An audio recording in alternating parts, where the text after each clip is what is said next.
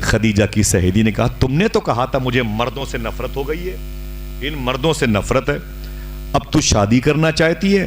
تو خدیجہ نے کہا اگر وہ صرف مرد ہوتا تو شادی نہ کرتی، وہ تو صداقت و حسن و جمال کا وہ علمبردار معلوم ہوتا ہے، سبحان وہ تو اللہ، حسینوں کا سردار معلوم ہوتا ہے، اس کی جھکی ہوئی نظروں نے میرے دل پہ قیامت ڈالی ہے، میں اس سے رشتہ کرنا چاہتی ہوں آمینہ کے لال سے۔ سہیلی نے کہا کیسے بات آگے بڑھائی جائے؟ بتا رہا ہوں حضور کا رشتہ کیسے ہوا، اسے کل بتائیں گے اپنے گھر میں انشاءاللہ۔ بولے بولو بھائی، بولو انشاءاللہ، بولو اپنی بہن بیٹیوں کو بتانا انشاءاللہ، ٹھیک ہے؟ سننا غور سے، بالکل ماشاءاللہ۔ میرے آقا کی شادی کیسے ہوئی؟ اگر کچھ بزرگ بیٹھے ہوئے ہیں ان سے ان کی شادی کی بات شروع کر دوں تو بولیں گے آصف بھائی کیا بات ہے، بولتے رہیے، میری شادی کی بات بولتے رہیے۔ ابھی آپ کے لیے میں چائے منگوا رہا ہوں، بند مکھن، اسپرائٹ، پیپسی، مازا آپ کے لیے منگوا، آپ بس بولتے رہیے میری۔ تو ذرا سوچو کہ اپنی شادی کی تعریف سن کر کے لوگ خوش ہوتے ہیں، تو حضور کی تعریف، حضور کی شادی، حضور کے سبحان اللہ، سبحان اللہ، کتنا پیارا معاملہ رہا ہوگا۔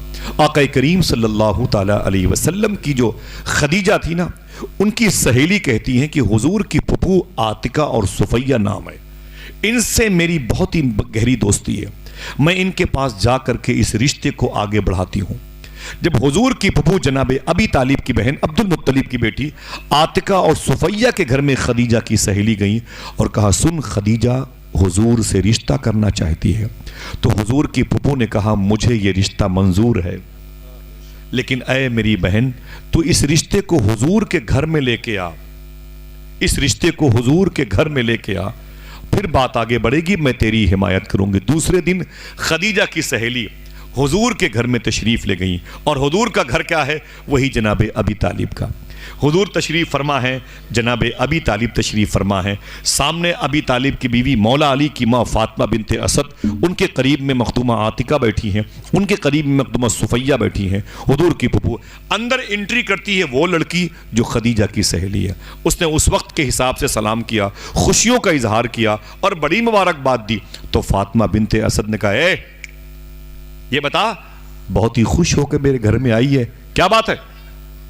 تو خدیجہ کی سہیلی نے کہا رشتہ لے کے آئی ہوں۔ کیا لے کے آئی ہوں؟ رشتہ لے کے آئی ہوں۔ کہا کس کا رشتہ؟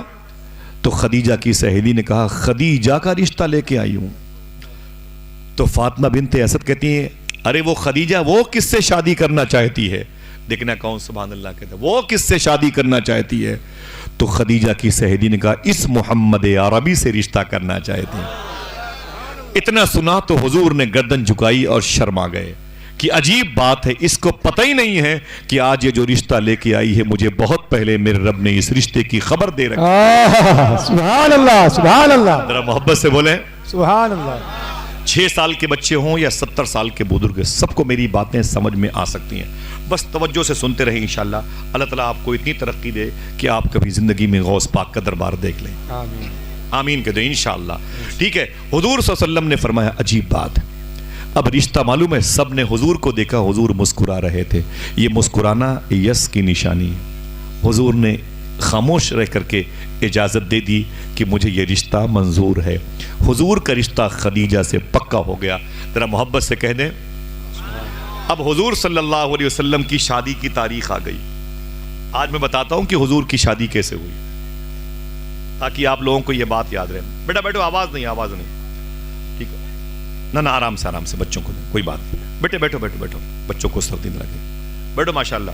اللہ ان بچوں کے قدم کی برکتیں عطا فرمائے، اپنی ماؤں کی گود میں بیٹھے ہوئے ہیں۔ یہ تو ہو نہیں تھا نا، یہ مائیں اپنے بچوں کو کیوں لے کے آتی ہیں؟ پہلے کے دور میں جب ان کے بچے بیمار ہوتے تھے نا تو ان کی اور سہیلیاں کہتی تھی تیرا بیٹا بیمار ہے، قریب میں کوئی حکیم ہے، ڈاکٹر ہے، اسے دکھا دے، ٹھیک ہو جائے گا۔ تو یہ میری مائیں، میری بہنیں کہتی تھی چل چل چل، مجھے مشورے مت دے، میں اپنے بیٹے کو لے کے کہیں نہیں جاؤں گی۔ بولے ٹھیک کیسے ہوگا؟ تو یہ ماں بہنیں کہتی تھی 2-3 دن کے بعد میرے محلے میں حضور کی میلاد کی محفل ہونے والی ہے، میں اپنے بچے کو لے جاؤں گی حضور کی میلاد کی محفل میں، سینے سے لگا کے اس کو حضور کی نعتیں، حضور کی باتیں سناؤں گی، میرا بچہ حضور کی نعتیں باتیں سنتے ہوئے شفا پا جائے۔ سبحان اللہ، سبحان اللہ۔ یہ سوچ ان ماؤں کی، ان کا حق نہ چھین سکتے، نہیں چھین سکتے آپ، ان کی بڑی قربانیاں ہیں، انہی کے قدم کی وجہ سے محلے میں یہ حضور کی آمد کے جلوے ہیں۔ ورنہ سردی میں ان کے پاس گھر میں سارے ساز و سامان تھے، یہاں پر بیٹھنے کی کیا ضرورت تھی؟ اللہ میری ماؤں کے قدم کی برکتیں عطا فرمائے۔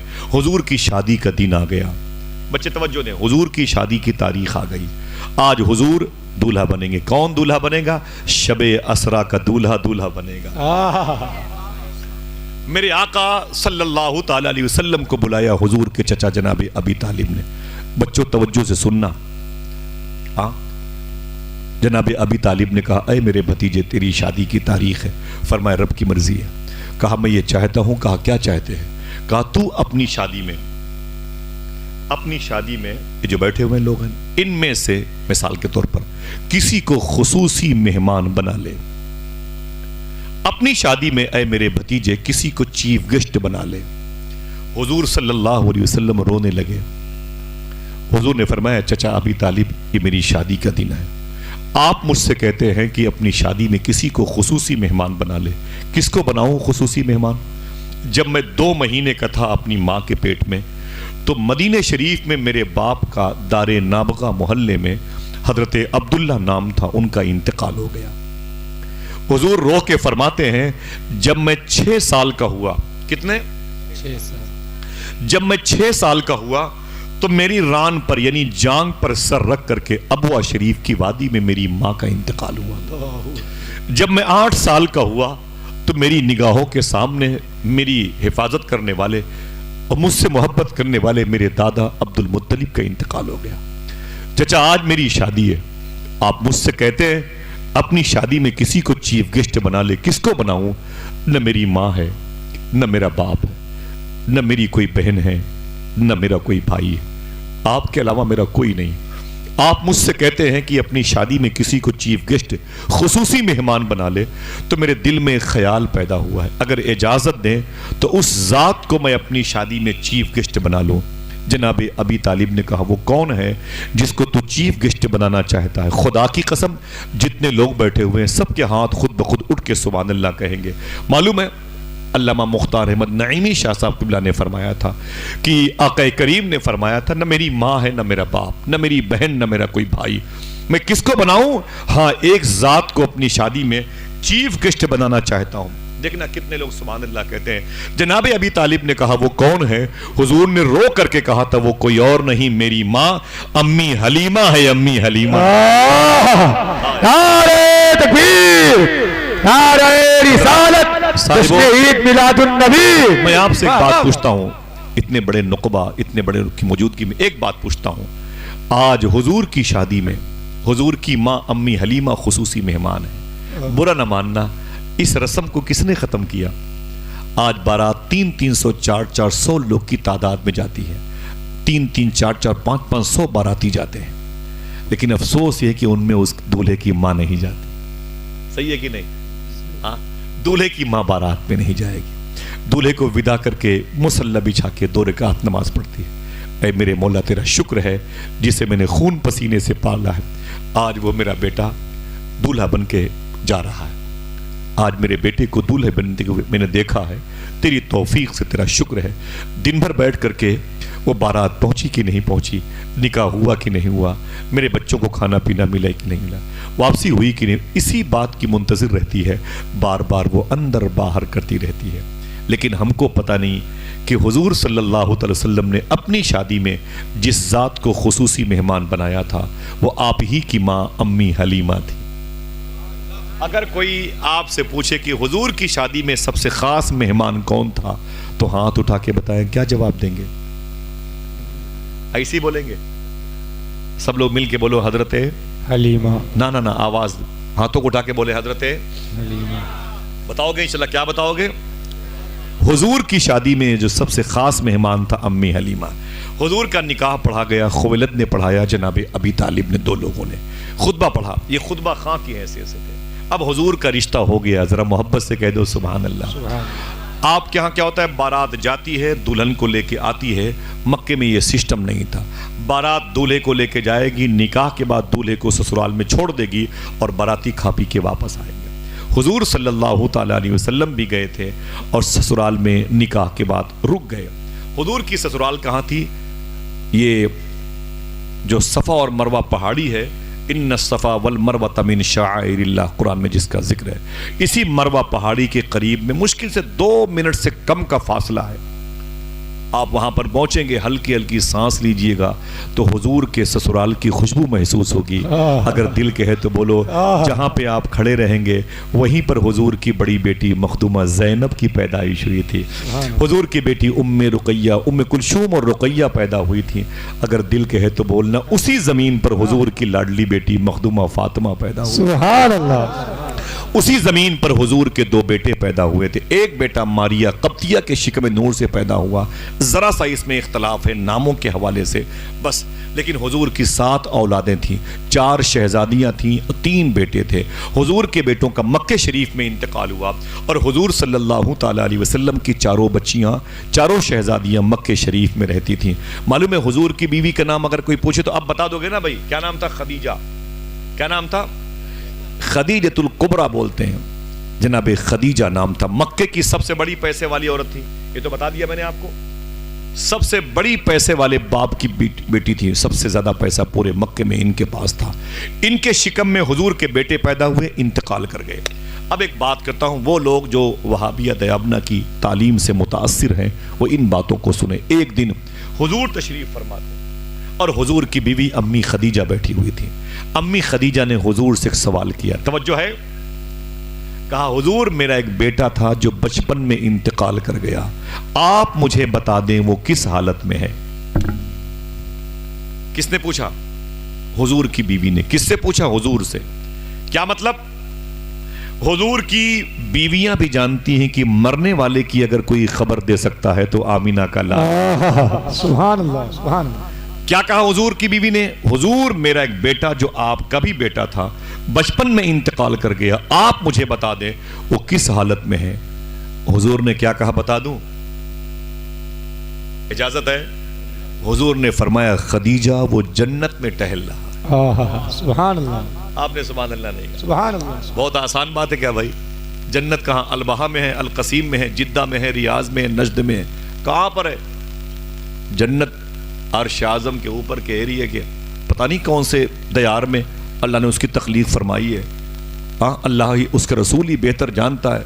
اور ایک یہ 7 آسمان، ایک آسمان کی دوری 500 اسپیڈ میں گھوڑے دوڑے تب عقل کام نہیں کرتی ہے. جنت کہاں پر ہے؟ حضور نے مکے کے جزیرے پر بیٹھے بیٹھے بتا دیا کہ ان کا بیٹا جنت میں ٹہل رہا ہے.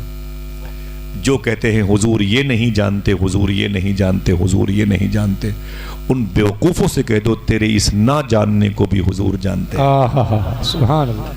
حضور نے کیا کہا؟ خدیجہ میرا بیٹا، تیرا بیٹا جنت میں ٹہل رہا ہے. جواب ہو گیا کہ نہیں ہو گیا؟ کچھ ہاں ہوں بولے. جواب ہو گیا.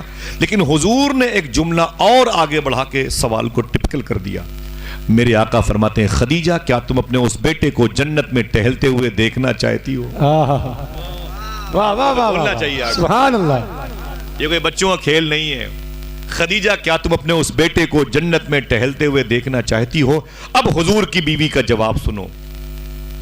آپ فرماتی ہیں نہیں سرکار نہیں، نہیں سرکار نہیں. کہا کیوں؟ کہا اس لیے کہ اپنے دیکھے ہوئے سے زیادہ آپ کے کہے ہوئے پر بھروسہ ہے. سبحان اللہ. سبحان اللہ. سبحان اللہ. زندہ باد. حفیظ طائب نے کہا تھا خوشبو ہے 2 عالم میں تیری اے گلے چیدہ، کس منہ سے بیاں ہو تیرے اوصاف حمیدہ. اے ہادی برحق تیری ہر بات ہے سچی، دیدہ سے بھی بڑھ کر ہے تیرے لب سے شنیدہ. سبحان اللہ. سبحان اللہ. میرے آقا صلی اللہ علیہ وسلم کی 4 بیٹیاں ہوئی ہیں. اہل تشا حضور کی 1 بیٹی کے قائل ہیں، اور ہم تو اسے قرآن سے بھی ثابت کرتے ہیں کہ حضور کی 4 بیٹیاں. اگر نہیں ہوتی تو قرآن میں بنات کا لفظ استعمال میں نہیں آتا. میں ثقیل باتیں کرنے کا عادی نہیں، بہت آسان باتیں جسے آپ یاد کر لیں.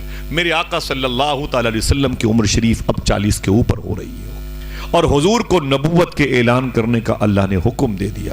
آپ نے کیا کیا ہے؟ صرف اخبار پڑھا ہے کہ 2 گھر جلا دیے گئے، آپ بے ہوش ہو گئے. کسی بہن بیٹی کی عزتیں لوٹ لی گئی، آپ ہائے ہائے کرنے لگے. ہمارے اور آپ کے ساتھ کیا ہوا ہے؟ کچھ نہیں ہوا.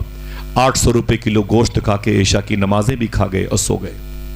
صبح کو اٹھے اخبار پڑھ کے تبصرہ کرنے لگے، غریبوں کے اور یتیموں کی ذلت و رسوائی کا سامان ڈھونڈنے لگے. مؤذن کے لہجے پر مذاق اڑایا گیا، علماء کرام کی بائک پر اعتراض کیا گیا.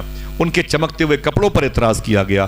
کوئی بوڑھا آدمی مسجد میں آیا تو اس کی چپلیں غائب کر دی گئیں, اس کی لاٹھیاں غائب کر دی گئیں, مسجد سے دری چادر غائب ہو رہی ہے. ذمہ دار لوگ ہو گئے تو مسجد کی رسیدیں غائب ہو رہی ہیں. یہ ہم کرتے ہیں.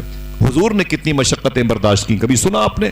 جب حضور نے کہا تھا اللہ ایک ہے, اے مکے والو پتھروں کے سامنے اپنے سر مت جھکاؤ, تو 3 سال کے لیے حضور کا حقہ پانی بند کیا گیا تھا.